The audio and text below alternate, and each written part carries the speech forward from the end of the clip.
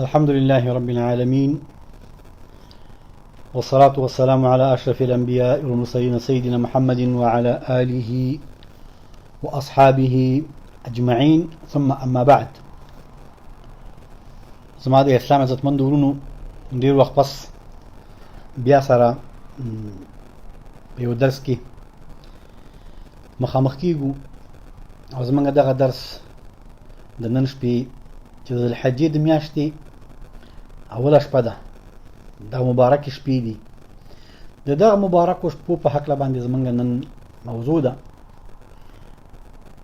دا چې د انسان عمر ډیر زر روان دی. مسلمان په دې مکلف دی چې د دینی مراسم و مناسبات و استقبال په ډیر ښه شان سره وکړي. موږ او تاسې د الله تعالی ډیر ګناهګار بندګان یو. بعضې علما وایي چې که چیرې د انسان ګناهونو بوی کولی، چا په ځمکه باندې ژوند نه وی کړی. د دې وجې نه دغه راتلونکې لږ شپې د جهد شپې دي، د نیکو اعمالو شپې دي. په دې کې اعمال نه په 2 چنده او نه په 3 چنده او نه په 10 چنده، بلکې د اندازو نه وتلي چنده کېږي. د دې وجې نه د علماو دا مسؤلیت دی چې خپل ولس او قام دې ته متوجه کړي چې په دغه شپو کې باید څه وکړي. دا د مسلمانانو په نیز باندې مبارک شپې دي. زه په دې کې فقط یو حدیث ذکر کوم او بیا هغه اعمال ذکر کوم چې کوم په دغه شپو کې ضرور دی. باید مسلمان حتی الامکان هغه ټولو کې بعضې وکړي چې په کوم باندې وسه رسېږي هغه وکړي، خو چې دې شپو کې بې برخې پاتې نه شي. ورونو، په دغه لس شپو کې د مغفرت او د رحمت او د الله تعالی د فضل ټول اسباب راغونډ شوي دي. دغه شپې د انسان د نفس د تغییر شپې دي. دغه شپې الله تعالی ته د مخ اړولو شپې دي. دغه شپې الله تعالی د ورتګ شپې دي. په دې کې مونځ را جمع شوی، په دې کې روژه را جمع شوی، په دې کې حج راځي، په دې کې د عرفې مبارک ورځ راځي، په دې کې د نورو عام مصدقونه پرته د قرباني او د وضیحه مسایلو ورځ راتلونکې ده چې دغه نیکې شپې په عرفه او په حج باندې ختمېږي. ورونو، پیغمبر اسلام فرمایي چې ما من ایام العمل الصالح فيها أو فيهن أحب إلى الله من هذه الأيام 10. قالوا ولا الجهاد في سبيل الله؟ قال ولا الجهاد في سبيل الله إلا رجل خرج بنفسه وماله فلم يرجع من ذلك بشيء. پیغمبر اسلام فرمایي چې داسې ورځ نشته چې په هغې کې الله تعالی ته عمل، نیک عمل ورته د دغه شپو د دغه لس شپو نه ورته عمل ګراني، ورته بهتري. په ټول کال کې د دې شپو نه بهترې شپې نشته. دا د دې حدیث نص دی. ما من أيام العمل الصالح فيهن أحب إلى الله من هذه الأيام 10. د دغه لس شپو نه بهترې شپې نور د دنیا په مخ باندې نشته. 11 میاشتې او 20 ورځې موږ لرو، حتی په دې کې د رمضان اخري لس شپې راځي چې په هغې قرآن نازل شوی دی، لیکن بیا هم دا ورځې د هغې نه بهترې دي. صحابه پوښتنه کوي چې یا رسول الله، آیا د نورو شپو جهاد د دغه شپو د یو وړوکي نیک عمل سره برابر نه دی؟ وایي نه، حتی د نورو وختونو جهاد چې زموږ او ستاسې په دین کې جهاد د اسلام هغه ضربة صنام دی، خو جهاد د نورو ورځ شپو جهاد د دغه شپو د 2 رکعته مونځ سره برابر نه دی. دا پیغمبر اسلام حدیث دی. والجهاد فی سبیل الله، نه الله په دا کې جهاد کول په نورو شپو کې د دغه شپو د نیک عمل نه بهتر نه دی جهاد. الا رجل، غیر د یو کس نه، یو کس دی یا یو طایفه خلق دي خرج بنفسه وماله فلم يرجع من ذلك بشيء. فخپلم جهاد ته لاړ، د الله په لار کې جهاد ته ووت او خپل مال ځان سره ویوړو، فلم يرجع من ذلك بشيء، یعنی خپل راغی او نی مال راوړ، خپل شهید شو او مالی د الله تعالی په لار کې په جهاد کې مصرف کو. دغه سړي عمل به د دې شپو د یو عادي عمل نه بهتري، د دې نه پرته نور هیڅ عمل په نورو شپو کې د دغه شپو د عمل نه بهتر نه دی. دا چې هر عملي ورونو دا مونږ نه یو چې خامخا دي د شپې د اوږدې رکعتونه دې کوي بخښنه غواړم او دا د قیام الليل کوي ګنې هغه به نه، که چا د ورځې د شپې 2 رکعته لمونځ وکړ دا د نورو شپو د جهاد نه بهتر دی. که چا د ورځې کې د شپې سبحان الله والحمد لله والله اکبر ویل دا د نورو شپو د جهاد نه بهتر دی. ورونو نو اوس د الله پاک سره د تجارت کولو موسم دی. اوس د الله پاک سره ورکړه راکړه پکار ده. په دغه شپو کې څه وکړو؟ دا دومره بهترې شپې دي چې د دې شپو یو نیک ادنا عمل د نورو شپو د جهاد نه، نو ټول کال د جهاد نه بهتر دی. نو وکړو څه وکړو؟ ورونو ډېر اعمال دي، زه ذکر کوم د چا چې به کوم باندې وسه رسېږي هغه دې وکړي. لومړی خدای زمونږ باید دغه ورځې د همدې اوس لحظې نه د نن شپې نه په یو صادق او په رښتینې توبې سره استقبال کړو. اول باید توبه وباسو، د خپلو تېرو اعمالو ځان سره حساب وکړو او چې کوم بد هم کړي دي د هغې نه صادق او رښتینې توبه وباسو چې یا الله بیا به یې نه کوو. دا اولنی ټکی دی. ورپسې موږ دا کولی شو چې که پخوا موږ نه جمع ران تېرېدلي، اگر چې اوس په ډېرو منطقو کې په جوماتونو کې منځونه بند دي، خو چې کوم ځای کې خلاص دي او څوک یې کولی شي باید اکثر منځونه د جماعت سره وشي. مونځ باید په جمع باندې وشي، ولو که څوک کور کې مونځ کوي منځونه باید په جمع باندې وکړي. دا اول ټکی دی، اول عمل دا دی. همدارنګه ټول نوافل چې د منځونو نه مخکې وروسته دي سنت منځونه دا باید ادا کړي. د دې نه علاوه چې نو هر څه نوافل کولی شي هغه دې وکړي. ورونو په دې شپو کې د پیغمبر اسلام سنت دا و چې دغه 9 شپې چې 9مې د عرفې ورځ ده پیغمبر علیه السلام دا روجې نیولې، 9 شپې مسلسلې روجې نیولې. په حدیث کې راځي چې کان الرسول صلی الله علیه وسلم یصوم 9 ذی الحجه. پیغمبر علیه السلام به د ذی الحجې د اولې د میاشتې د اولې 9 ورځې چې وي دا به روجې نیولې، لسم بیا اختر دی چې بیا هلته روجه نه نیول کېږي. نو اسانه کار بل دا دی چې سړی په هر ځای کې که په کار کې که په کور کې که په لار کې که په موټر کې او هغه د الله تعالی ذکر کوي، تکبیرات وي، تسبیحات وي، تحمیدات وي، تهلیلات وي، رقم ذکر کوي، سبحان الله والحمد لله ولا اله الا الله والله اکبر. د دې نه بهتر ذکر نه چې کوم نه شروع کوي، چې د کوم کلمې نه شروع کوي خو دغه څلور کلمې به پکې وایي دغه ذکر دی. باید دغه لس شپې په دغه ذکر باندې تېرې کړو. وایي چې حضرت عبدالله ابن عمر او حضرت ابو هريره صاحب به په مدینه کې راوتل او په سړک کې به روانو، د مدینې په خال کې به روانو او دغه تکبیر نارې به یې وهلې، تکبیرات به یې ویل. حتی تر دې پورې دا ټول دکاندارانو او د بازار خلکو به هغوی سره تکبیرات شروع کړل. بیا په مکه کې به په مدینه کې بخښنه غواړم بیا به یو شور په سړکونو کې جوړو تکبیراتو نه. دا د تکبیراتو شپې دي ورونو، د ذکر شپې دي، شپه ورځ. همدارنګه ورونو صدقه په هر وخت کې بهتره ده او غټ اجر پکې دی. الله پاک په یو دینار یا په یو روپۍ یا په یو ډالر باندې خلکو ته یو په 100 یو په 1000 ورکوي. والله یضاعف لمن یشاء، چې چاله خوښه وشي بې دینه ورته ډېروي. نو صدقه پکار ده. خپل ماحول باید وګورو چې زمونږ په خوا شا کې څومره فقیران دي. د دې خبرې خو اصلا سوال نه چې وګوري فقیر شته او که نشته او د صدقې وخت دی که نه دی بالکل فرض او واجب دی. حتی هغه فرض زکات خو څه کې چې موږ باندې به کېدی د بعض خپلو خپلوانو چې هغه فقیران دي د هغوی نفقه اوس موږ باندې واجبه شوي.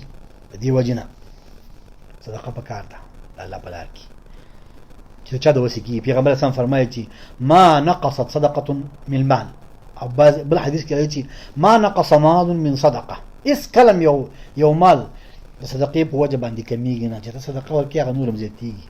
او هغه مسلمانان تاجران چې هغوی د دې خبرې تجربه لري چې کله صدقې کموي ګټې کموي، چې کله صدقه ډېره شي بیا ګټه هم ډېره. دا هماغه د الله تعالی ورکړه ده. الله تعالی فرمایي من ذا الذي يقرض الله قرضا حسنا فيضاعفه له اضعافا كثيره. داسې به څوک پیدا شي، څوک داسې شته چې الله پاک ته قرض ورکړي. ورونو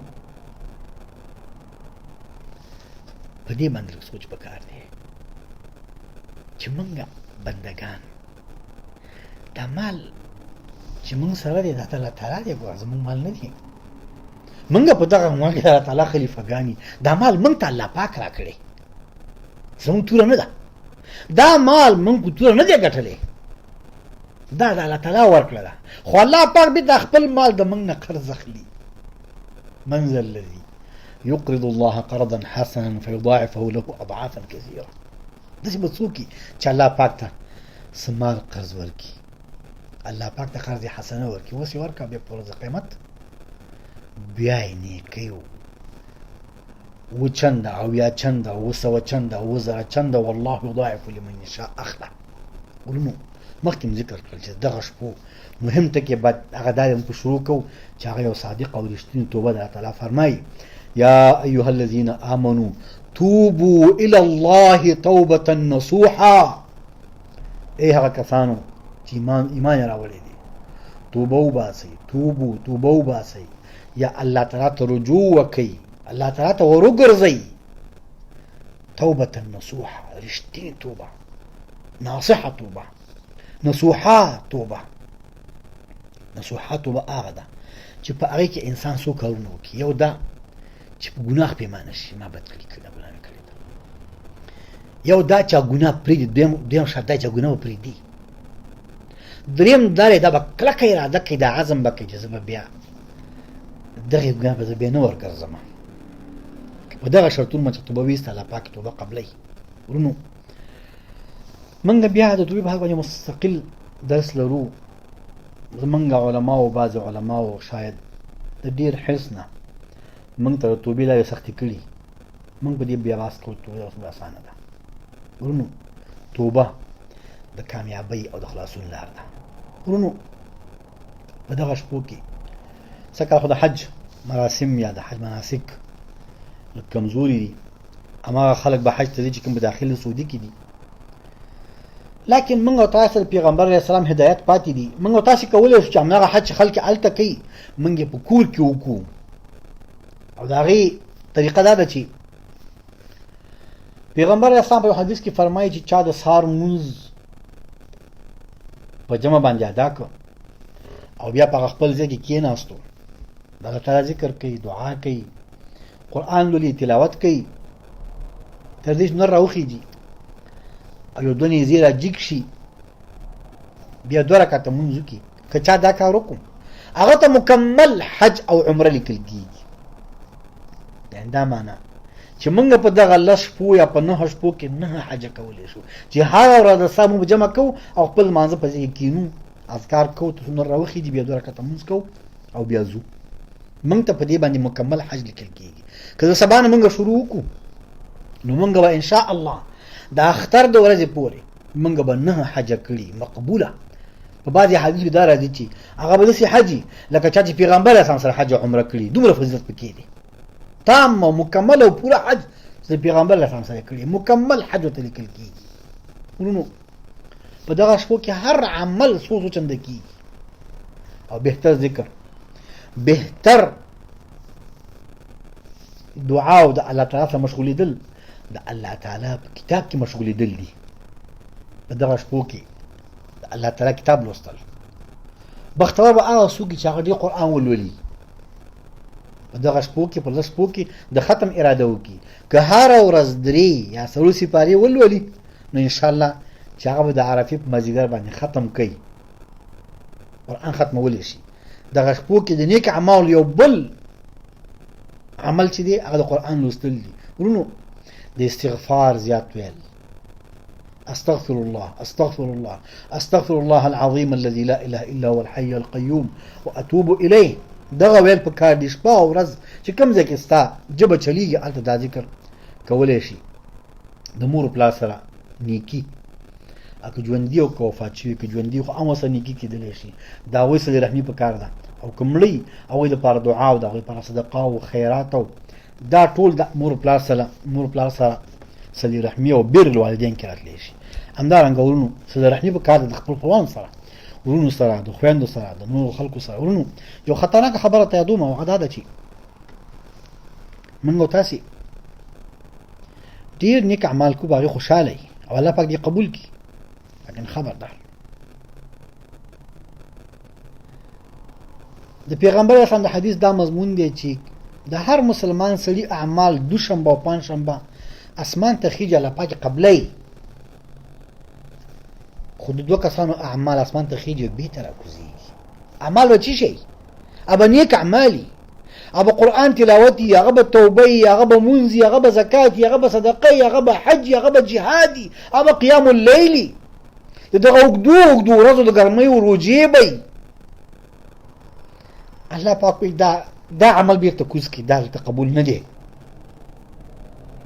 ولې ځکه د هغې خاوند به د خپل ورور سره د خپل دوست سره به خفه څوک متشاحنین چې د چا د خپل ورور سره خپلوان سره د خپل دوست سره د مسلمان ورور سره علاقات قطع کړي دي چې چا د رحم صله قطع کړي د هغه اعمال نه قبلیږي ابه معلقي ودا اعمال بیرته کوز کوي حتی يتصالحا دا به هغې به معلقي چې تر څو دغه دوه کسان سره بیرته جوړ شي د من یې خفګان ووځي د یو بل سره تګ راتګ شروع کړي یو بل سره سلام علیک شروع کړي نو هلته بیا د اعمال قبلیږي نو خبردار چې موږ نیک اعمال وکړو والعیاذ بالله او بیا د اسمان نه بس بیرته راښکته شي نو ورونو صلې رحمي مهم ټکی دی که څوک چا سره خفی خفګان دې لرې کړي هغه سلام علیک دې وکړي د خپل خفګان ګیله دې ورته وکړي خو علاقات به نه قطع کړي ځکه چې عمل ستا نه قبلېږي د هغه پکې څه نشته د هغه هم نه قبلېږي چې تا علاقات قطع کړي دي او ستا هم نه قبلېږي تا د هغه علاقات قطع کړي دي دا مهم ټکي دی ورونو همدارنګه ورونو د خلکو په منځ کې صلح کول که دوه کسان سره خفی دوه ورونه دوه خپلوان دوه مسلمانان سره خفی او د هغې په منځ کې صلح کوئ دغه صلح د هر شي نه بهتره ده دا اصلاح ذات البین دی دا زمونږ داخلي صف قوي کوي که کوري که ولسي که قومي که ملتي او دا اوس وخت کې چې کوم د صلح خبرې روانې دي د دې نه بل عظیم جهاد نشته چې څوک دا کوشش وکړي چې دغه صلح خبرې کامیابې شي د امت او د ملت د وینو تویول نه خلاص شي د دې نه عظیم الشان جهاد او غښتلی او پیاوړی او مقبول کار بل په اسلام کې په دې شپو ورځو کې نه وي ورونو اخري خبره دا کوو چې په دغه شپو کې اطعام الطعام پکار دی اطعام الطعام دا معنی چې خلکو ته مړۍ ورکول که خامه که پخی او زما ستا په خوا او شا کې زما ستا په ولس کې زما ستا په قام کې خو دا وږي زخ ډېر دي دغه خلک دغه کونډې دغه رنډې دغه یتیمان دغه بېوزلي دغه مهاجر دغه شړل شوي دا زخ ډېر دي تر دې حده پورې چې زما ستا په ماحول کې به ډېر ځوانان لګي الله پاک دې هغوی ته اجر ورکړي چې د خلکو نه خیرات راغونډوي او دوی ته یې رسوي دا عظیم الشان کار دی د دې نه عظیم الشان کار نیک عمل بل نشته نو باید چې خپل هم دا کار وکړو او چې کوم ماحول هم دی دوستان خپلوان هم دي هغوی په دې باندې وهڅوو چې د دغه خلکو غم وخوري د دغه خلکو سره کومک وکړي دوی ته لاس ور اوږد کړي دوی سره همکاري وکړي او بیا دې پسې د عرفې ورځ روانه ده او د اختر ورځ روانه ده انشاءالله زمونږ او په هغې کې مستقل بل درسي د عرفې ورځې خاص او د حج او د عرفې چې کوم فضیلتونه دي بیا ورپسې د اختر ورځې آداب انشاءالله دا موږ سره په آینده درسونو کې راځي زمونږ صفه تعقیبوي ان شاء الله چې د چا خوښه وه نو د فایدې نه به خالي نه.